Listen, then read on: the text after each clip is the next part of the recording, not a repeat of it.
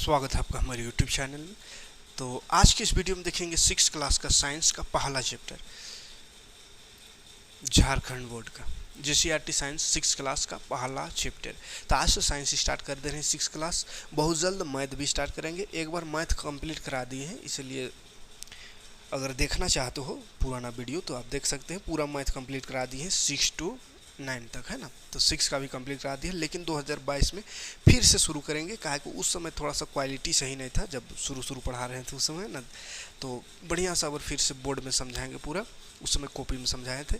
तो मैथ को भी शुरू करेंगे पूरा बेसिक से, और आज साइंस भी शुरू कर दिए हैं। तो वीडियो को ज़्यादा से ज़्यादा लोगों तक शेयर कीजिएगा, और चैनल में नए हो तो सब्सक्राइब करके बेल का आइकन को प्रेस करके नोटिफिकेशन ऑन कर लीजिएगा, ताकि कोई भी वीडियो आपसे मिस ना हो। यहाँ पे आपको इस चैनल में 6 to 10 मैथ और साइंस मेरे द्वारा, और बाकी टीचर भी देख रहे हैं तो बाकी सब्जेक्ट भी आपको मिलेगा, है ना। यानी एक ही जगह आपको हर सब्जेक्ट 6 to 10 जिस भी क्लास में हो आपको बेहतरीन तरीके से एकदम साधारण शब्दों में पूरा समझाया हुआ मिलेगा, और नोट्स भी मिलेगा, ठीक है। तो चलिए शुरू करते हैं आज पहला चैप्टर, भोजन। फूड इंग्लिश में कहते हैं, ठीक है। तो समझते हैं ये भोजन क्या होता है, फूड क्या होता है, ठीक है। तो भोजन क्या है ये तो खैर आप जानबे करते होंगे, जो खाते हैं आप हैं वही भोजन है। हम जानते हैं कि भोजन विभिन्न प्रकार के स्रोतों से प्राप्त होता है। तो जो भी खाने का चीज़ है वो सारा चीज़ भोजन है, वो विभिन्न प्रकार के स्रोतों से प्राप्त होता है, एक जगह से नहीं प्राप्त होता। जैसे चावल धान से प्राप्त होता है, गेहूं से गेहूं प्राप्त होता है, मक्का प्राप्त होता है ना, मांस मछली प्राप्त होता है अलग अलग चीज़ों से, ठीक है। कुछ भोज्य पदार्थ पौधों से, तो कुछ जंतु स्रोत से प्राप्त होता है। तो बहुत सारा खाने वाला पदार्थ जो है वो पौधों से मिलता है, और बहुत सारा जंतु से मिलता है। जैसे चावल हो गया, मक्का गेहूँ, ये सब का पौधा से मिलता है, और मांस मछली अंडा ये सब जंतु से मिलता है। ऐसे जंतु जो केवल पौधों एवं उत्पाद को अपना भोजन के रूप में खाते हैं वो शाकाहारी कहलाते हैं, ना। तो दो तरह का जंतु होता है, तीन तरह का, एक होता है शाकाहारी, एक होता है मांसाहारी, और एक होता है सर्वाहारी। तो शाकाहारी उसको कहते हैं जो सिर्फ पौधों एवं उसके उत्पाद को खाता है, यानी पौधा और उसका पौधा से बना चीज़ को खाता है, यानी घास, साग पात, फल, सब्जी, जो भी पौधा का चीज़ है उसी को खाली खाता है, तो उसको शाकाहारी कहते हैं, ठीक है। इंग्लिश में हर्बीवोरियस। तो ये का है जो घास उस खाली खाता है, मतलब घास मतलब ऐसा नहीं कि खाली घास से भर, फल सब्जी जो भी है पौधा से निर्मित चीज़ों को खाता है, तो उसको शाकाहारी कहते हैं। और ऐसे जंतु जो केवल दूसरे जंतु को भोजन के रूप में खाते हैं, यानी दूसरे जंतु को खाली खाता है, मांस खाली खाता है, तो उसको मांसाहारी कहते हैं। और वैसे जंतु जो पौधा और जंतु दोनों को खाता है तो उसको सर्वाहारी कहते हैं। जैसे इंसान लगभग ज़्यादातर सर्वाहारी रहता है, ठीक है। हाँ, दोनों को खाता है। कोई कोई शाकाहारी भी रहता है खाली, लेकिन मांसाहारी तो कोई इंसान नहीं है रहता होगा, खाली मांस नहीं है खाता, है ना। विभिन्न राज्यों के भोजनों में विविधता है, यानी अलग अलग राज्य में जाइएगा तो अलग अलग टाइप का भोजन मिलेगा, है ना। विविधता पाई जाती है हर राज्य में, ठीक है। जैसे बिहार में लिट्टी चोखा बहुत फेमस है, झारखंड में समोसा धुसका है, मड़ुआ रोटी ये सब। तो ऐसा अब तो खैर कहाँ मिलेगा मड़ुआ रोटी, पहले का है ना। पर ऐसा भोजन विशेष परिस्थितियों में ही हमें करने का अवसर मिलता है ना। तो ऐसे जनरली तो सब चावल और रोटी ही ऐसे खाता है जनरली, लेकिन कुछ विशेष मौका है तो अलग अलग क्षेत्र में अलग अलग तरह का पकवान बनता है। पूरे भारतवर्ष में अलग अलग तरह के खाद्य पदार्थ खाए जाते हैं। दक्षिण भारत में डोसा हो गया, इडली हो गया, सांभर, ये प्रसिद्ध है ना, दक्षिण भारत में साउथ तरफ। और तो गुजरात का ढोकला, गुजरात में ढोकला प्रसिद्ध है। वहीं झारखंड में धुसका, छिलका रोटी, पीठा, मड़ुआ रोटी, ये सब प्रसिद्ध है ना। धुसका हो गया, छिलका रोटी, मड़ुआ रोटी, पीठा रोटी, ये सब झारखंड में। अब बिहार का नहीं दिया है, नहीं दिया है। बिहार में लिट्टी चोखा। भोजन हमारे लिए क्यों आवश्यक है? तो भोजन क्यों आवश्यक है? जिंदा रहने के लिए भोजन जरूरी है, तो बिल्कुल जरूरी है। नहीं जिंदा रहिए, कितना जिंदा रहिएगा? 8 दिन ज़्यादा से ज़्यादा, 8 दिन कौन जिंदा रहेगा? पानी उनी पी के खाली रह सकता है। भोजन हमारे शरीर को ऊर्जा प्रदान करता है बाबू, है ना। भोजन नहीं रहेगा तो ऊर्जा ही नहीं मिलेगा। क्या हमारे शरीर को विभिन्न प्रकार के भोजन की आवश्यकता कुछ विशेष कारण है कि कुछ विशेष कारण है? यानी कि क्या हमारे शरीर को एक ही टाइप का भोजन करेंगे तो नहीं चलेगा, अलग अलग प्रकार का भोजन करना जरूरी है क्या? तो जी बिल्कुल ज़रूरी है, ठीक है। एक ही प्रकार का भोजन अगर खाली करिएगा हमेशा तो शरीर का काम सही से नहीं होगा, शरीर ग्रोथ सही से नहीं करेगा, ऊर्जा सही से मिलेगा ना। हर टाइप का भोजन को करना आवश्यक है। कोई बीमारी से बचाने वाला भोजन रहता है, कोई शरीर को मजबूती प्रदान करने वाला रहता है, ठीक है। कोई ग्रोथ कराता है, तो सभी तरह का आवश्यक भोजन जो पोषक तत्व है उसको लेना आवश्यक है। स्वादिष्ट भोजन करना भी हमें अच्छा लगता है, स्वादिष्ट स्वाद खाने में स्वाद लगे, भले उसका कोई फायदा ना हो, अच्छा लगता है। कई अवसरों पर पकवान भी बनाए जाते हैं। भोजन की इस विविधता के पीछे भोजन की आवश्यक घटक जिन्हें पोषक कहते हैं। तो ये जो अलग अलग तरह का भोजन करते हैं उसका मुख्य कारण है पोषक, है ना, न्यूट्रिएंट्स। तो ये क्या होता है पोषक, वो उसको समझते हैं। मुख्य पोषक तत्व, क्या क्या पोषक तत्व है मुख्य। तो हमारे भोजन में मुख्य पोषक तत्व कार्बोहाइड्रेट होता है, प्रोटीन, वसा, विटामिन तथा खनिज लवण है। ठीक है, तीन इतना चीज मुख्य पोषक तत्व में आता है, कार्बोहाइड्रेट, प्रोटीन, वसा, विटामिन और खनिज लवण। इसके अतिरिक्त हमारे भोजन में रुक्षांश तथा जल भी शामिल है, जिनकी आवश्यकता हमारे शरीर को होती है। ठीक है, तीन सारी चीज़ों की हमारे शरीर में आवश्यकता होती है, तो सभी चीज़ों को लेना आवश्यक है। एक चीज़ खाली लीजिएगा तो काम नहीं चलेगा है। आगे देखते हैं क्या है। ये देखिए मुख्य पोषक तत्व याद रखिएगा कौन कौन है बाबू, कार्बोहाइड्रेट, प्रोटीन, वसा, विटामिन, खनिज लवण है। आइए परीक्षणों के माध्यम से जानने का प्रयास करते हैं कि किन खाद्य पदार्थों में कौन सा एक या एक से अधिक पोषक तत्व उपस्थित है। तो कार्बोहाइड्रेट का परीक्षण यानी कौन सा खाने वाला चीज़ में क्या क्या पोषक तत्व है, उसके लिए कुछ कुछ क्रियाकलाप है, उसको समझते हैं। जैसे कार्बोहाइड्रेट कैसे जानेंगे कि है इसमें, तो आलू का एक टुकड़ा लेना है, आयोडीन का घोल लेना है। ठीक है, दो चीज़ लेना है, आलू को काट के और आयोडीन को घोल देना है। क्रियाविधि क्या है, एक प्लेट में आलू के छोटे टुकड़े लीजिए, अब इसमें तनु आयोडीन घोल के कुछ बूंद डालिए। तो आयोडीन जो घोले थे उसमें तनु में थोड़ा सा कुछ बूंद डालिए। आयोडीन का तनु विलयन बनाने के लिए जल से आधी भरी प्रखनली में कुछ बूंदे टिंचर आयोडीन की मिला दीजिए, है ना। तो आयोडीन का तनु माने होता है कि कम चीज़ कम रहेगा और पानी ज़्यादा, है ना, तो उसको तनु कहते हैं, तनु विलयन, है ना। तनु विलयन मतलब जिसका विलयन बना रहे वो बहुत कम और पानी ज़्यादा, है ना। तो इसमें पानी लेना है आधा, है ना, कुछ बूंद गिलास में ले रहे जैसे, तो आधा गिलास और एक आध बूंद कुछ बूंद आयोडीन का देना है। ठीक है, इसलिए तनु विलयन है। तो ये इसका जो विलयन बना आयोडीन का उसको आलू में डालना है। तो क्या होगा देखिए, क्या आपका रंग में कोई परिवर्तन दिखाई देगा। तो आलू काट के उसमें डालिएगा इस विलयन को, तो खाद्य पदार्थ का रंग नीला और कुछ समय बाद काला होने लगेगा, है ना। तो नीला हो जाएगा, उसके बाद फिर कुछ देर बाद देखिएगा तो काला हो जाएगा। तो नीला से काला फिर हो जाना, ये मंड यानी स्टार्च की उपस्थिति को दर्शाता है, जो कार्बोहाइड्रेट का ही एक रूप है। तो कार्बोहाइड्रेट का एक रूप है स्टार्च यानी मंड। तो ये जो रंग बदल रहा है इससे समझ में आता है कि यहाँ पे स्टार्च है, स्टार्च यानी वो कार्बोहाइड्रेट का रूप है। ठीक है, तो आलू में क्या रहता है याद रखिएगा, मंड होता है। आलू में क्या होता है, मंड होता है। और अगर मंड ऑप्शन में ना हो तो क्या कहेंगे, कार्बोहाइड्रेट होता है। ठीक है, क्योंकि कार्बोहाइड्रेट का ही रूप है मंड। घरेलू परीक्षण देखिए, पके हुए चावल के माड़ में, पके हुए चावल का माड़ जानते, भात पकता है उस माड़ है ना, माड़ भात खाए होंगे में यदि आप आयोडीन नमक थोड़ी मात्रा में छिड़केंगे तो मंड का रंग भी परिवर्तन हो जाता है। आयोडीन नमक अगर माड़ में छिड़क दीजिएगा तो उसका भी रंग बदल जाता है, यानी कि चावल में भी, चावल का जो माड़ है उसमें भी कार्बोहाइड्रेट है। तो माड़ में कार्बोहाइड्रेट है, माड़ कहाँ से आया, चावल से। चावल में भी कार्बोहाइड्रेट पाया जाता है। ठीक है, उसमें भी कार्बोहाइड्रेट होता है। प्रोटीन का परीक्षण कैसे करेंगे, प्रोटीन को कैसे चेक करेंगे कि प्रोटीन है कि नहीं है। तो इसके लिए सामग्री है दाल का चूर्ण, कॉपर सल्फेट का घोल, कॉस्टिक सोडा, सोडियम हाइड्रोक्साइड जिसको बोलते हैं का घोल, प्रखनली ड्रॉप, ये सब। ठीक है, तो इतना चीज़ रखना है। दाल का चूर्ण रखना है, कॉपर सल्फेट का घोल के रखना है कॉपर सल्फेट को, और कॉस्टिक सोडा को भी घोल के रखना है। क्रियाविधि क्या है, कैसे कार्य करना है, इसको कैसे चेक करना है। तो एक प्रखनली में दाल का चूर्ण को डाल दीजिए। अब इसमें कॉपर सल्फेट के घोल की 2 बूंद एवं कॉस्टिक सोडा के घोल के 10 बूंद डालना है। अब प्रखनली को अच्छी तरह हिलाइए। तो इस तरह से करके तीनों चीज़ को मिला करके हिलाना है। 100 मिलीलीटर पानी में 2 ग्राम कॉपर सल्फेट घोलने से कॉपर सल्फेट का घोल बन जाता है। तो 100 मिलीलीटर पानी में 2 ही ग्राम कॉपर सल्फेट देना है ना, तो उसका घोल बन जाएगा। अब इसे मिला देने के बाद क्या देखेंगे अवलोकन में, क्या इसके रंग में परिवर्तन हुआ। तो खाद्य पदार्थ का रंग जो है वो बैंगनी हो जाता है। अगर उसमें प्रोटीन है तो बैंगनी हो जाता है, जो कि प्रोटीन को दर्शा रहा है। प्रोटीन होगा तो बैंगनी हो जाएगा। नई रंग बदला, बैंगनी नहीं हुआ, तो समझेंगे कि इसमें प्रोटीन नहीं है। अब आप इस परीक्षण को किसी दूसरे खाद्य पदार्थ के साथ दोहरा सकते हो। तो अलग अलग खाद्य पदार्थों में इसको चेक करके आप जान सकते हैं कि किस में प्रोटीन है, किस में नहीं है। जिस खाद्य पदार्थ का परीक्षण करना है यदि वह ठोस है तो पहले उसका पेस्ट अथवा चूर्ण बनाने की आवश्यकता है। तो अगर ठोस चीज़ का हम अवलोकन करेंगे तो उसको हमको पहले पेस्ट बना लेना है या उसको चूर्ण गुड़ा कर लेना है पहले, है ना, तब ना विलियन में घुलेगा, और घुलेगा तब ना रंग बदलेगा, ठोस थोड़ी घुलेगा, है ना। अब क्रिया विधि 3 देखिए, वसा का परीक्षण। वसा है कोई चीज़ में, उसको कैसे जानेंगे?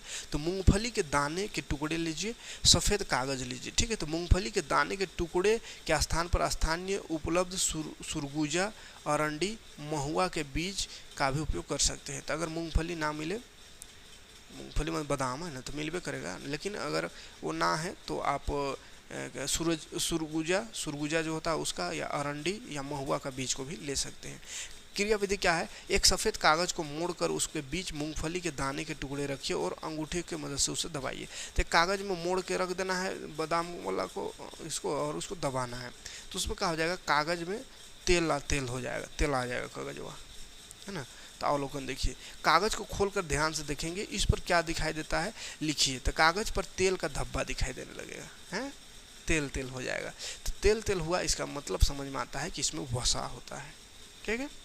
इसके अतिरिक्त हमारे शरीर में रुक्षांश माने रेशा होता है ना, और जल की आवश्यकता होती है, जैसे गेहूँ, दाल, आलू, फल, सब्जी, जौ, इस सब में रेशा होता है। रेशा माने छिलका, है ना, छिलका का भी आवश्यक होता है, इसलिए सब छिलका को छील करके सब्जी या फल को नहीं खाना चाहिए, है ना, नहीं तो फिर रुक्षांश की कमी हो जाएगा।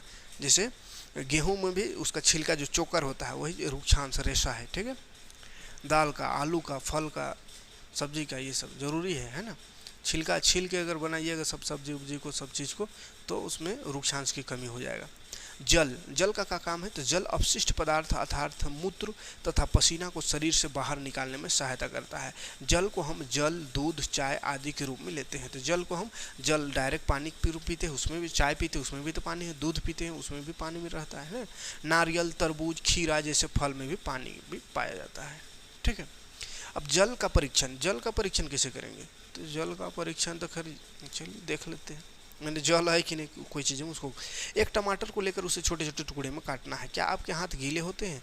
ऐसे कौन कौन से फल या सब्जी जिसको काटने, छीलने या मसलने से पानी की उपस्थिति का अनुभव होता है, ऐसे फलों सब्जियों की सूची बनाइए। तो पानी है तो आराम से काटेंगे उटेंगे तो हाथ तो भींग गया, मतलब पानी है तभी तो भींगा। जैसे खीरा काटिए तो भी भींग जाता है, ये तरबूज काटिएगा भींग जाता है, तो सब बहुत ज़्यादा पानी है, खीरा, तरबूज, ये सब। उपयुक्त परीक्षण के माध्यम से आप विभिन्न प्रकार के खाद्य पदार्थों को लेकर विभिन्न पोषक की उपस्थिति की जांच कर सकते हैं ना। तो ऊपर में जो क्रियाकलाप दिया हुआ था वो सब क्रियाकलाप से आप जान सकते हैं किसमें कार्बोहाइड्रेट है, किसमें प्रोटीन है, किसमें वसा है, किसमें पानी है, ठीक है।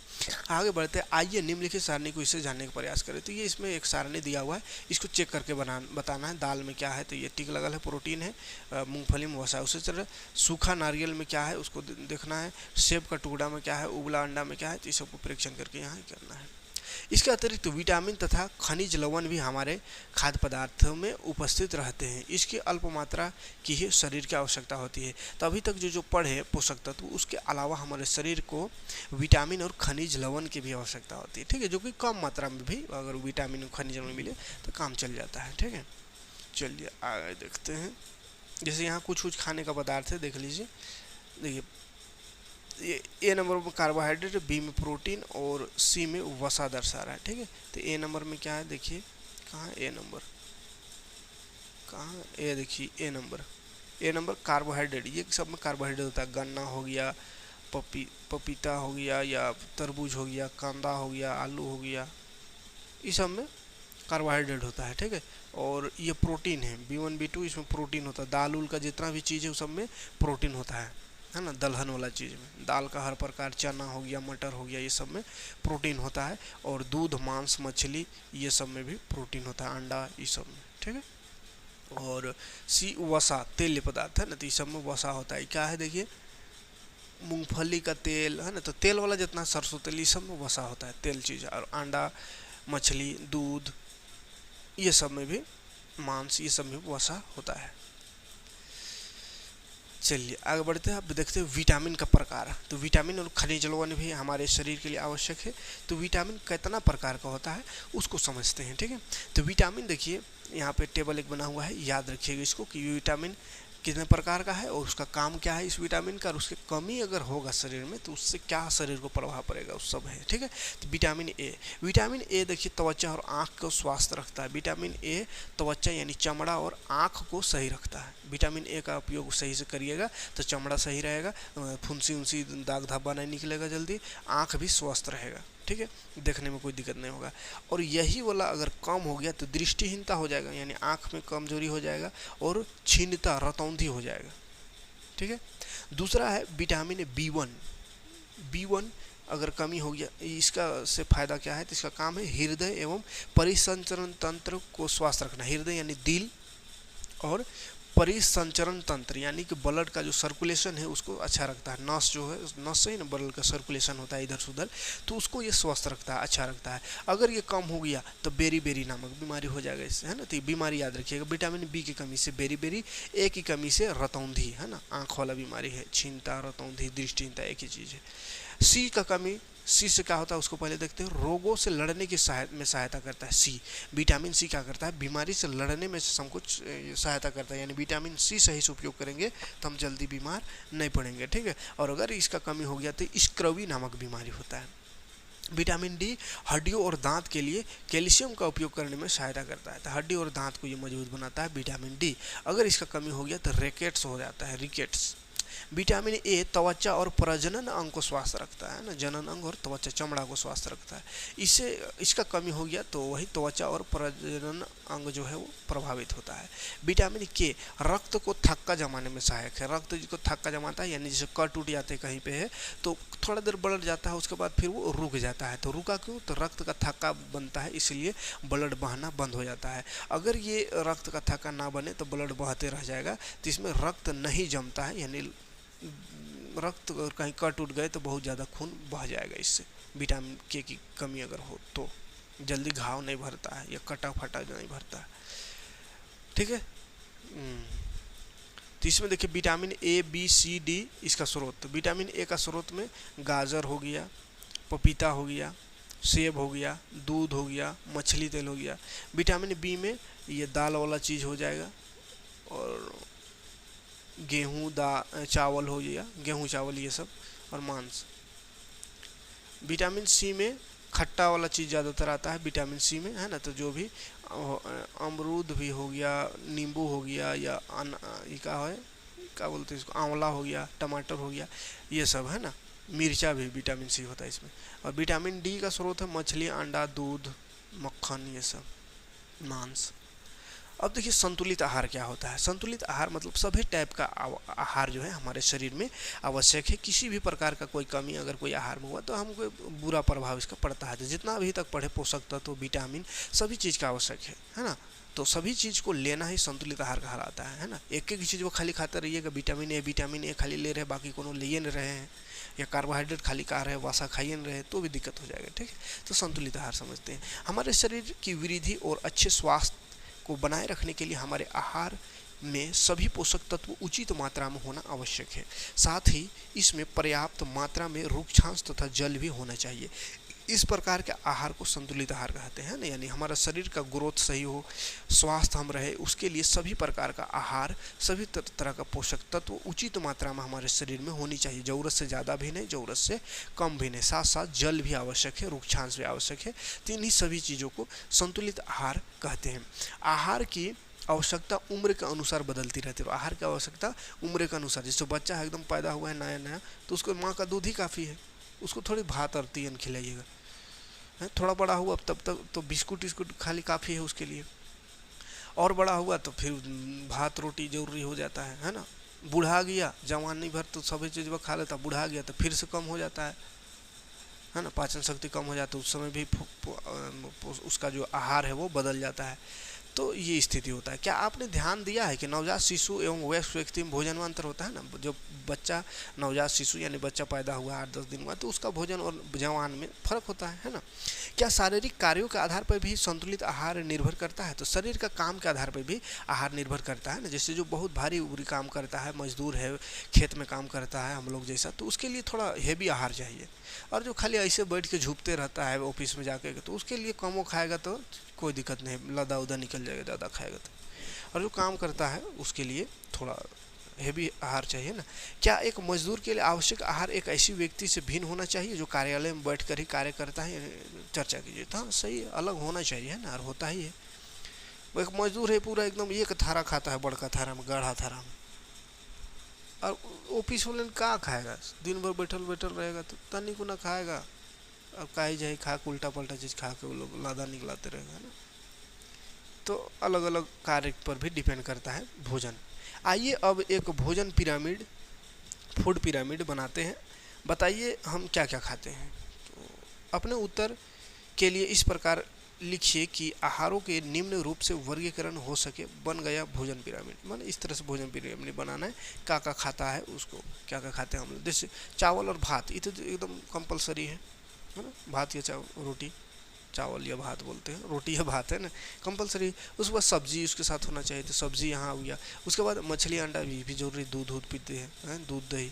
उसके बाद तेल घी वसा, ये भी जरूरी है, ठीक है। लेकिन ज़्यादातर ये बड़ा नीचे है एरिया, यानी कि सबसे बेसी भोजन और रोटी, मैंने भात और रोटी, उसके बाद सब्जी, उसके बाद ये मछली अंडा, ये कभी कभी नहीं होता, रोज दिन थोड़ी। दूध घी है कभी कभी लेते हैं, या कम मात्रा में लेते हैं। और इससे भी कम मात्रा में तेल घी है ना, और खासकर तेल घी को कम मात्रा में लेना चाहिए ना, नहीं तो चर्बी बढ़ जाएगा, लादा निकलेगा।